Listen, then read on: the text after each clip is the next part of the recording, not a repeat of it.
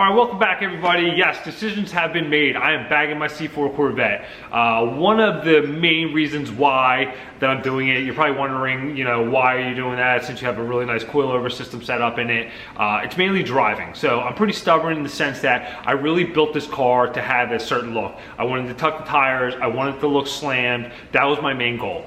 After doing that, realizing the vibration in the rear, and I'm just not gonna lift it up and settle for not having the look that I want. And the only solution to that is to go air ride. So my plan is to build a nice performance air ride system for it. I'm not doing a bolt-in kit or anything like that. The stuff that's usually available just kind of lowers it from stock ride height down. Everything that I'm gonna be doing is already gonna have a lower ride height, and then I'll be able to just slam the whole thing down and get the look I want, but then be able to lift it up and drive it how I want to drive it, mainly because I'm kind of restricted at this point where it is without raising it up as far as like driving, because the vibration is not horrible, but it's enough to kind of defeat the purpose of doing any more performance stuff to the car. And the deciding factor was a couple weeks ago, I was on Facebook Marketplace. It was a Sunday morning, just browsing for stuff that I don't need, and then a 6-speed swap kit out of a 1995 Corvette came up, and I immediately called the guy and drove 40 minutes,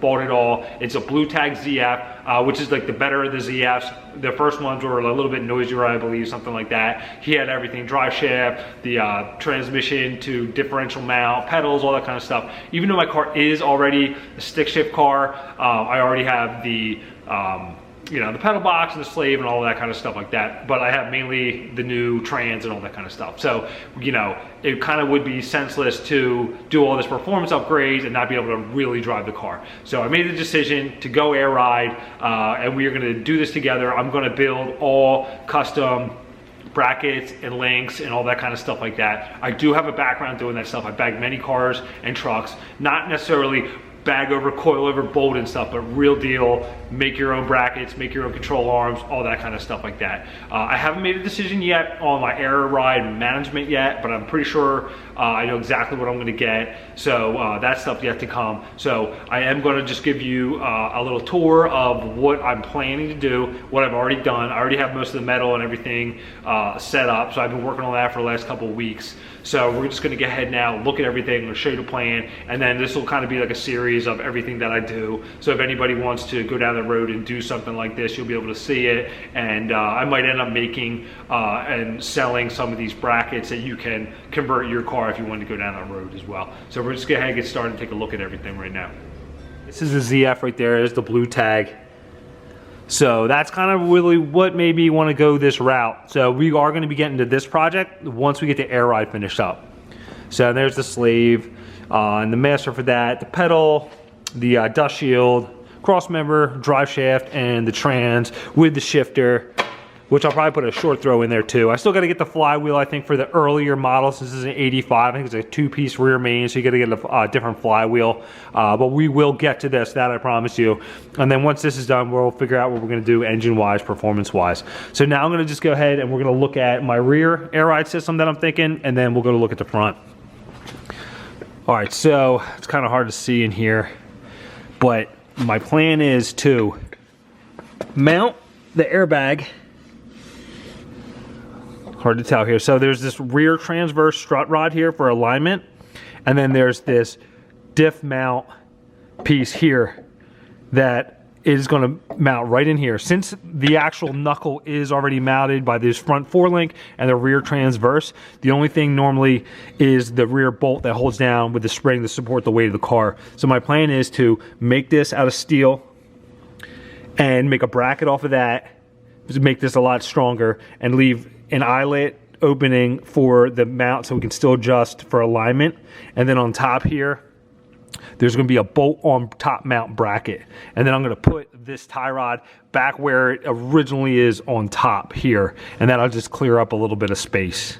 So that's my plan for the back here, and I'll show you the metal and stuff like that that I got and my plan.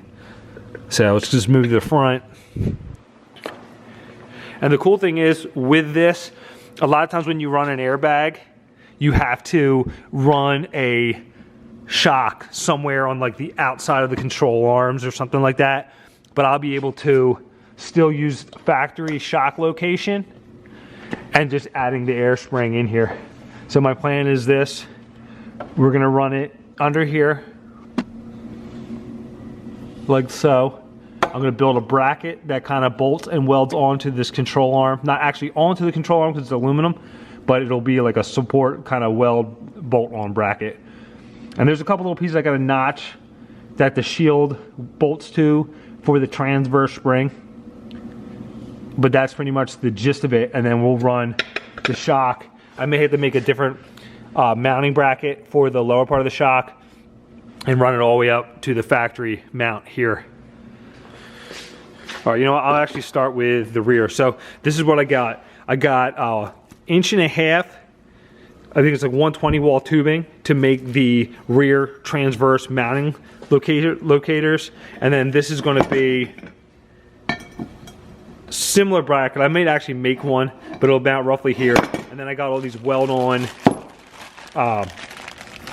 bushings here, polyurethane bushing rod ends that I'm going to weld onto each end, notch these, so to make my own. Then there'll be a bracket on top here, and it'll be supported on there like that. And then the top bracket, I'm gonna probably, I ended up buying these pre-made ones because I got a good deal on them. They're like 3/16 thick, but I'll be able to, they're already notched out. They're like, you know, CNC cut, so they have like a cleaner look, but I'll end up just using parts of these to make my top mount with my brackets. And I already made a jig. I usually like to make my jigs out of metal, but that's all I got is wood. So this is the factory transverse arm. I ended up buying a new one of these and then another set of front control arms, just so I can kind of mock it up without taking my car apart in the meantime. So I am going to use this as a jig setup to make these rear trailing arms. Then I'm going to get these in the car and then make the top bracket and then start making the rear bracket or the bottom bracket to match and line all that up. So that's just going to take me a little bit just to make these first and then go from there. The front I did do some work on already. So this is what the front factory control arm looks like for this year, the early years, 84 to 89, I think it is, something like 88. So my plan was to bring the air spring forward. I've seen people do some sort of bracket back here, but you want to have it as forward as possible for leverage. So I am notching a piece out here like that. And then what I decided to come up with, now this is just kind of like a mock-up here, is this. So it is 3/16, and then this is C-channel here that all the weight of the bracket will sit on top of these control arms here like that. And it actually will hang the air spring itself down lower so I can have a decent ride height. Because if you have it just flashing here, I did all the measurements for install height of the air spring because it compresses all the way down to 3 inches and extends up to 7 inches. So I have like 5 3/4 inch ride height for this air spring in here. So lowering this down enough will give me the room that I need to have a good ride height and then be able to lower the thing down. So, and then the back side of this will bolt through here like that. And this is just all tacked in place. I got to get it all in the car and just check everything, make sure everything fits, clearance, up and down travel, and all that kind of stuff. It'll bolt through there, and then it'll bolt through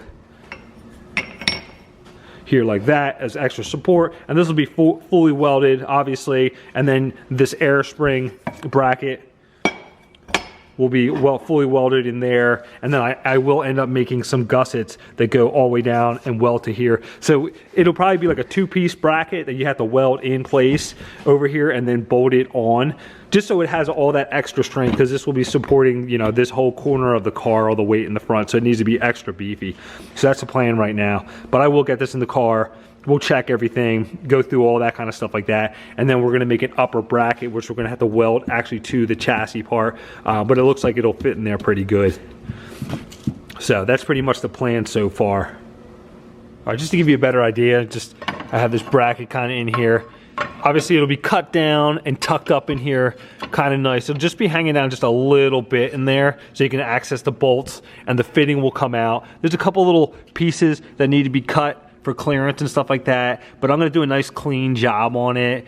just so we don't mess up any of the integrity of the frame. But it's pretty beefy right in here, so anything that I move away that looks kind of iffy, we'll just reinforce it. But I think we'll be fine just making a little bracket up in here and supporting it, and that'll actually give it any extra strength. But I won't be cutting away, just a little bit of that apron down in there, which, like I said, that one shield bolts to that covered the transverse spring that was in the front here. All right, so that's it. So now you know my plan and what I got going on here. So I definitely got a lot of big projects going on with this car. So there will be like a mini part series for just this whole air ride suspension project. Obviously I have to make all those control arms and do all that metal fab work before we even get to the, compressors and tanks and lines and air management and all that good stuff too. Then once we get that done, we'll move to getting that 6-speed in the car. So if you enjoyed the video, press like and subscribe and stay tuned.